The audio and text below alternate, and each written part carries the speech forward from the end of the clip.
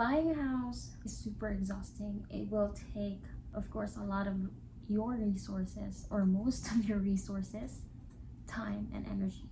Boy, it was an experience.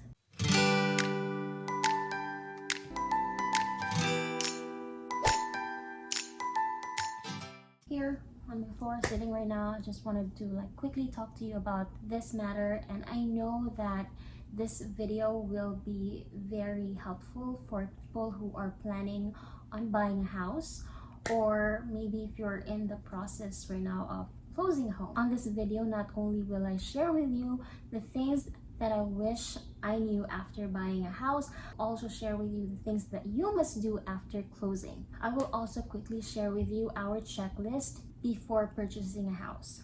My husband and I are first-time home buyers. A few weeks ago, we purchased our house, and with that experience comes a lot of learnings. Before I talk about the topic of this video, I will quickly share with you our checklist before purchasing a house. Credit basics. We all know that you have to fix your credit score. Now for us, I'm not gonna put up a front and tell you everything was fine. We were actually struggling before, and we had to fix our credit score. The good thing about this is it was a tough time, but I am happy that it was just me and my husband. We are average people with limited resources, and as I've said, our credit score is not perfect. It needs fixing, and as you all know, there's no fast fix for this. You have to go through the process of responsibly paying all of your bills. I mean, there's no quick way to this unless you're a millionaire, but I guess if you're a millionaire, you won't have any problems with credit score. Anyway, save for a down payment or the closing fee. Now, we use VA for our loan. Instead of providing down payment, we were saving for our closing cost. Number 3, find a real estate agent that you trust. So we are very fortunate to find someone that we trust, and this is very important because your agent plays a crucial role of the whole experience. After we met our real estate agent, he actually introduced us with a lender, and all of these people, mind you, the one that I will be talking about are group of people connected to VA. VA, if you don't know, means Veterans Affairs. By the way, before I continue, all of this experience that I'm talking about is obviously the process that we went through to get a house here in the US. We picked this agent because he was so, how do I say this? He was very consistent in communicating with us. He already showed us a lot of houses, and he was just there. He was not pressuring us to get a house. We were able to communicate with him on our wants and needs. He was also very open to really providing what we want. He was responsible for everything. He was the one who contacted our inspector. Our inspector was so thorough. Just a piece of advice: go invest in a good inspector. In the future, you don't want to be surprised of huge bill because an inspector forgot to check the structure of your house, the AC, the roofing, the water situation.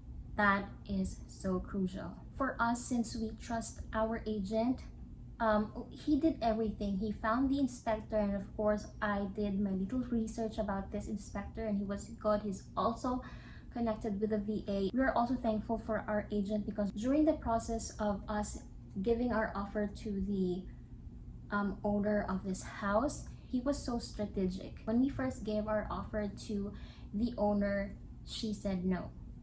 But my agent was really confident that we will get this house, and that we had to wait a month. Together with this, if you are planning on getting a house, you have to take your time. It will benefit you even more if you have that. Take time in purchasing a house, take time on saving, take time on finding a real estate agent that you want, and also take time on selecting your house. Don't just be pressured of getting a house just for the sake of getting a house. No, take your time, drive around the neighborhood. Since we are not in a rush of owning a house, we're kind of playing this little game with the owner. We actually waited a little longer And sure enough, the owner of the house contacted us and she said, okay, I'm gonna take your offer. It was a strategy that our agent advised us to do. And we're glad that we listened. And sure enough, we got the house. If you are wondering what happened during our closing day, that dilemma that we faced, go here. I'm gonna link the video here or in the description below. We scored big time after the appraisal of this house. We actually paid $40,000 less than the actual cost of this house. Before we came in and put down the offer, the owner and her agent was actually thinking of getting that house out of the market, wait for a month and then put it back again in the market, but sell the house in a greater price. Good thing we're just right on time. Our checklist is secure work. Now this is very, very important for our family because we have to make sure that we will be able to pay for this house. When we transferred here in Florida, I was pregnant at the time, and then for a year my husband stopped working. He was with me helping taking care of our baby, and then he got a job. But then this job of his, he was not happy. Make the long story short, I convinced him to go on a VA job fair. He went, then he got a good job that he really wants. The job that he has now is so stable. This job of his right now is a huge blessing in our family. We were kind of quite ready on purchasing the house when we moved here, but we have to make sure, me and my husband talk about it. We want to make sure we secure his work first and then shop for the house. Next, after we secure his work, find a good neighborhood. We made an offer after driving around on this neighborhood. That's how we knew we want this house. Number 7, take your sweet time in buying a house. It will benefit you even more if you are not in a rush in doing something. This is a huge decision, so take your sweet time. If you are not comfortable with your agent, change an agent. If you are not comfortable with the house, then just wait. Eventually, the perfect house for your family will just come. Also, I advise you to pray for this house. Prayed for so long to be able to purchase a house that's meant for our family. Insurance. This is so important because you won't be able to close on your home unless you find a good insurance. Homeowners insurance helps in covering any cost or like repair or rebuild in case something happens or gets destroyed in your house. Now that I've already shared with you my checklist, let's talk about the things I wish I knew after we purchased the house.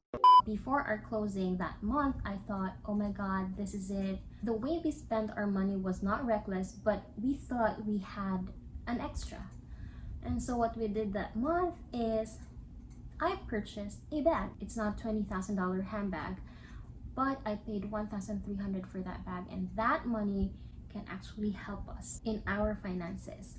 My husband was also, for the first time in years, he was able to spend good amount of money for his game, and I understand he was working hard and it was sort of like his reward after doing everything, so that I understand. But for me, could have waited for that handbag. I bought this bag before closing, even from the video unboxing this bag. We were not careless with our money, we just thought we had extra. I already purchased the bag, what can I do? So during our, this is so stupid, during our closing day, I thought, finally everything is done. Bada bing, bada boom. Hakuna Matata. YOLO. Period. Well, it's not the case. It's more like comma, sentences, expenses, and exclamation marks. During our closing day, I remember we have $10,000 in our pocket, and I thought this will be enough for breaking the lease for the move. When I wrote down everything that is needed to be done during the transfer, we're living in an apartment right now and then we're transferring to this house. I wish I knew that the expenses doesn't stop there. We're kind of aware with the expenses when it comes to moving because we've moved a lot of times already, but not to this extent. I will share with you right now our real expenses. Since we're moving and we are breaking the lease of this apartment, we had to secure $6,000 for breaking the lease and our rent for the month of November. That $6,000 involves $200 that we paid for because someone will professionally clean this apartment. I'm not gonna bother our family in cleaning this apartment because our apartment insisted that they will clean the house anyway. So might as well not disturb our family to help me clean the apartment and just pay that $200. We also need to secure $1,000 for the minor fixes for the house. During the inspection, we already know what are those fixes that needs to be done before we move in.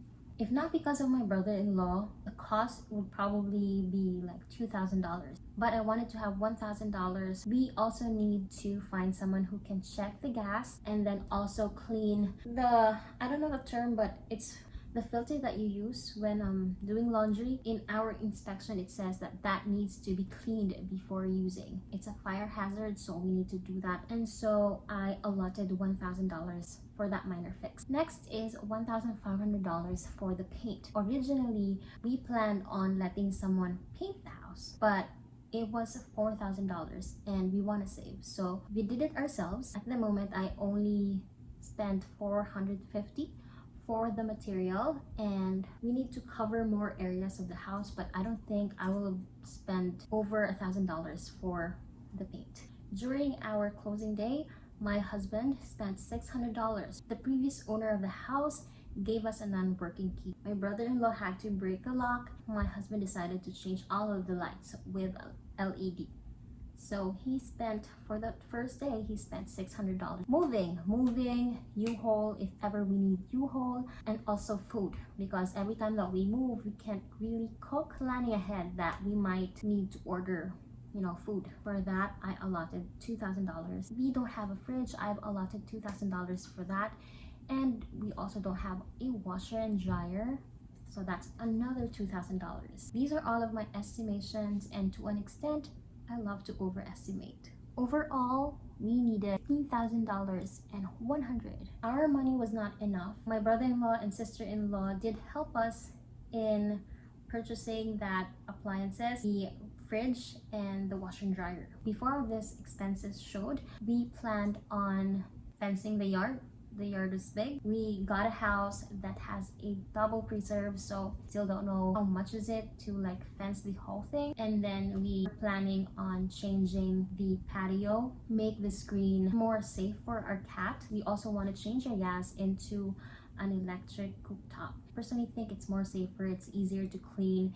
I wish I knew all of these expenses. I was not thinking about this before. Before we got this house, we were planning on doing a personal loan to do all of these things, but then I haven't thought of the possibility of a temporary drop of our credit score. If you take out new credit card or a personal loan while your score is low, obviously you could be paying higher interest, and you do not want to go there. You just purchase a home, you have to ensure that the fundings and your resources are like able to cover everything. You don't want to lose this home, you want to protect it, you want it to stay in your family. So avoid those things. My husband and I decided to wait 30 to 60 days for that mortgage to reflect in our credit score. As I've said earlier, there's a temporary drop of our credit score, and once that house or that mortgage gets reflected in our credit score will be higher. During that time, maybe we will be able to pull out a personal loan. Basically, you have to wait until you're ready before you take any credit obligations. The things that you have to do, by the way, after closing on a home is change the locks. Earlier, I've mentioned that we spent $600 to destroy the lock, buy a secure lock for the whole entire house. You don't want anything to happen to your property while you're not there. There are people who unfortunately experience flooding or any burglary, so fix your locks. We live in a good neighborhood, so we're not really worried about those things, but on closing day, we changed the locks. Finances doesn't stop there. As much as we can, we want to spend cash on something. If you want to buy a brand new couch, we will spend cash and not credit. Anticipate a lot of purchases, but also know your priority. And a little advice, this is really helpful: write down everything. What works for me is like, if I write it down, even though my husband has a good memory, he tends to forget some small but important details. To help me understand everything and for us to be on the right track, we really have to write down everything. And on that list, we will be able to see which are necessity and which are just, wants and can wait. After writing down all of the things that you want to do to your house, monitor all of your funds. Also, this is given when you have a house, you need to deep clean it. Together with this, you also have to figure out your people. For me, it was me, my husband, my brother-in-law, my sister-in-law, and my mother-in-law. They are my people, and they will actively help me in this process of deep cleaning the house. I have a toddler and I cannot move or help as much, but I'm trying to help. My family is trying to do some of the fixes while I take care of the baby. I will be the one in charge of putting all of this in a box. That I can do because I'm used to doing that. Gathering your team is important in moving, maybe your friends or family. You have to have that plan. Other people that wants to help, because you cannot do this alone. And then of course, get ready to transfer utilities. The first thing that we did to the house, we made sure that we have water and electricity. Finally, secure all of your documents. And that's it. I tried everything to share with you all of my experiences and learnings in purchasing a house, and I hope I didn't scare you. These are all part of owning a house, but it's worth it. I know that this move is beneficial for our family in the long run. Even if I shared with you all of the things that worry me, I am still grateful that we have this house and that we live in this particular neighborhood. I'm still really grateful for everything, and I'm just sharing with you all of these things because I want you all to, also plan when things like this happens. Don't stop on planning, don't stop on preparing and saving, because you never know. That's it for this video. I really do hope I helped some of you. And for those of you who are experienced in buying a house or have experienced something that other people needs to know about, comment down below and share your experience so that they too can be prepared of those things. Thank you so much for hanging out with me. If you like this type of video and you find it informative, please let me know by giving it a thumbs up. And also don't forget to subscribe if you haven't. Have a wonderful and blessed day, everyone. I will see you next time.